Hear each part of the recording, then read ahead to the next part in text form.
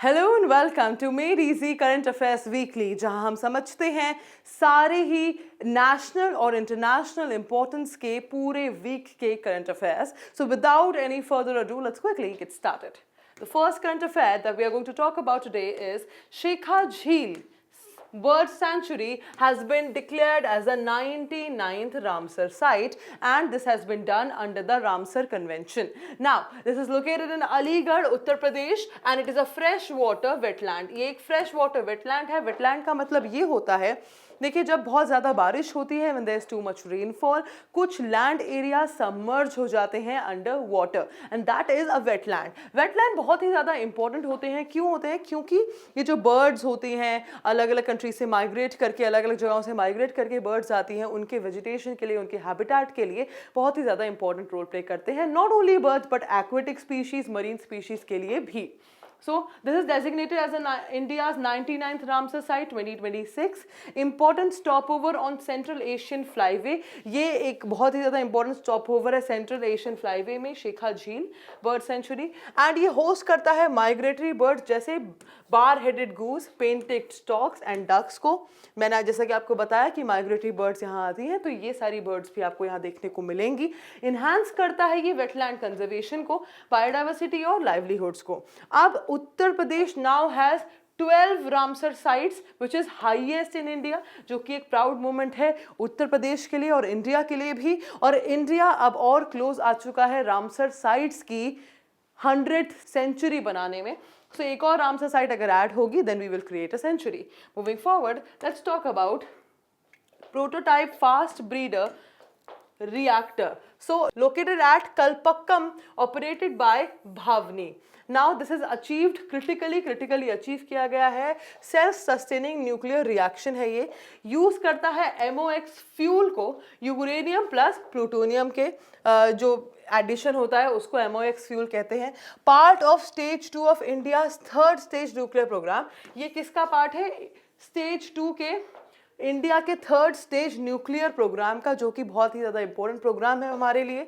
Produces मोर फिसल material then it consumes. जितना फिसल मटेरियल ये कंज्यूम करता है उससे ज़्यादा प्रोड्यूस करता है. It is again an advantage for India. India become second country after Russia with commercial FBR.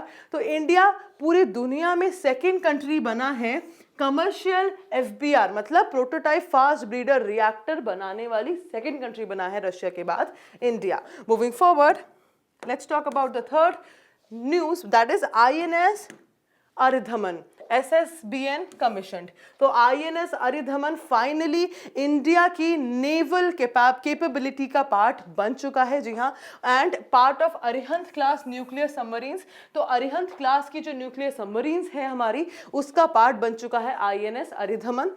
Strengthens India's nuclear triad. Nuclear triad को ये स्ट्रेंथन करता है. ट्रायड क्या है एक बार समझ लेते हैं. न्यूक्लियर ट्रायड क्या है डिटेल में.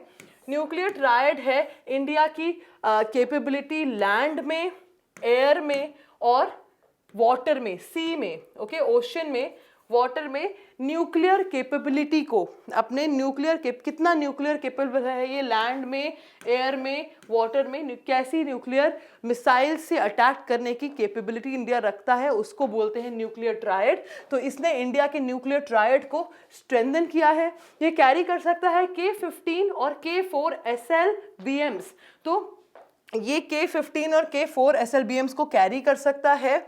और कितनी रेंज होगी उन मिसाइल्स की? हो सकती है अराउंड 3500 किलोमीटर्स की इन मिसाइल्स की रेंज हो सकती है. डिस्प्लेसमेंट है इसका around 7000 tons, which is larger than the predecessors. जो इससे पहले जो न्यूक्लियर सबमरीन्स हैं बने हैं उनसे ज़्यादा लार्ज इसका डिस्प्लेसमेंट है.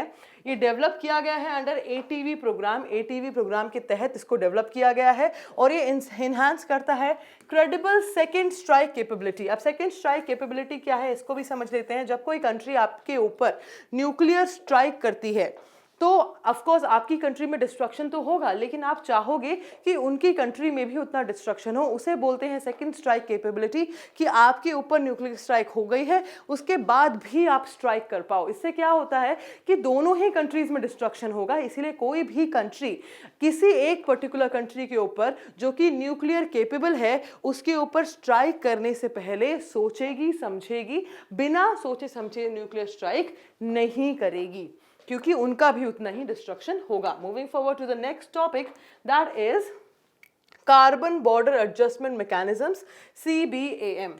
तो इनकी बात कर लेते हैं। Use carbon tax on imports of carbon intensive goods.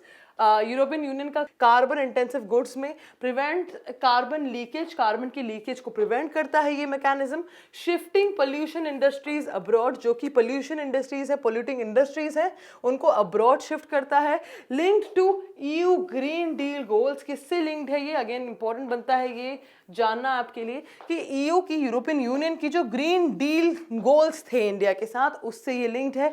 Expansion to include manufactured products 2028 तक, जो इसका एक्सपेंशन है वो इंक्लूड करता है कि जो मैन्युफैक्चर्ड प्रोडक्ट्स हैं वो 2028 तक हो जाए। एंड इम्पैक्ट्स इंडियाज एक्सपोर्ट, जो इंडिया के एक्सपोर्ट्स हैं जैसे कि स्टील, एल्यूमिनियम, MSMEs, इसको भी बहुत ज़्यादा इम्पैक्ट करता है। साथ ही इंक्रीज करता है कंप्लायंस कॉस्ट और ट्रेड के चैलेंजेस को भी। Moving forward, let's talk about global oil crisis and straight of Hormuz tensions. This is the last topic for today. आप सभी को पता है कि स्ट्रेट ऑफ हॉर्मूज बना हुआ है न्यूज़ में सिंस 2-3 मंथ्स नाउ, ठीक है। बहुत ही ज़्यादा इंपॉर्टेंट चोक पॉइंट है ये पूरी दुनिया के लिए, सिर्फ इंडिया के लिए नहीं, पूरी दुनिया में यहाँ से ऑलमोस्ट 20% ऑयल और एनर्जी ट्रांसपोर्ट होती है, ठीक है, क्रॉस करती है यहाँ से। अब ऑयल प्राइसेस जो है वो क्रॉस कर चुके हैं कितना, $100 पर बैरल 2026 में, जो कि बहुत बड़ा नंबर है। Caused by the middle east conflict and the straight of Hormuz disruptions. अब एक बार दोबारा से मिडिल ईस्ट कॉन्फ्लिक्ट के बारे में समझ लेते हैं। क्या, किसके बीच में ये कॉन्फ्लिक्ट था?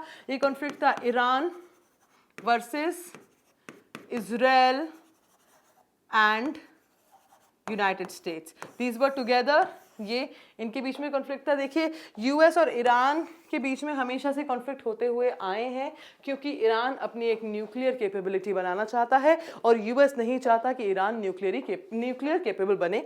साथ ही इजराइल भी ईरान के साथ हमेशा से रहा है, एक टसल इनका बना रहा है, बिकॉज इजराइल ये मानता है कि ईरान फंड करता है, सपोर्ट करता है मिलिटेंट ग्रुप्स जैसे कि हिजबुल्लाह। तो इसीलिए इजराइल हमेशा गाजा में, आप देखेंगे लेबनान में, इन सारे मिलिटेंट ग्रुप्स को फाइट करने के लिए स्ट्राइक्स करता रहता है, जो कि सीज फायर अभी हुआ है 2 वीक्स का, मैं आपको बता दूं। तो ये अगेन इंपॉर्टेंट बनता है, जो मिडिल ईस्ट में पूरा कॉन्फ्लिक्ट है इसकी वजह से ये ऑयल प्राइसेस राइज हुए हैं।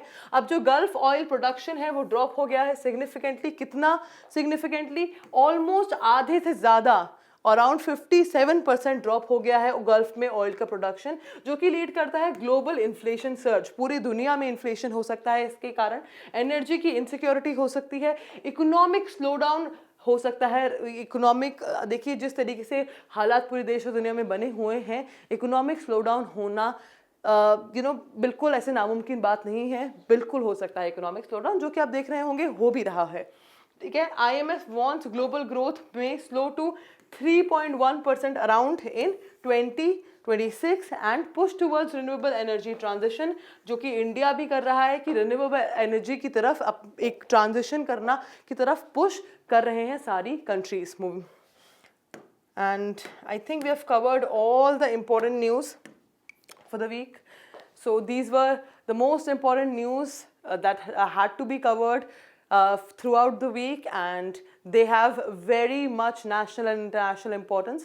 So that is it for today. I will see you in another deep dive video. Until then, bye bye, take care.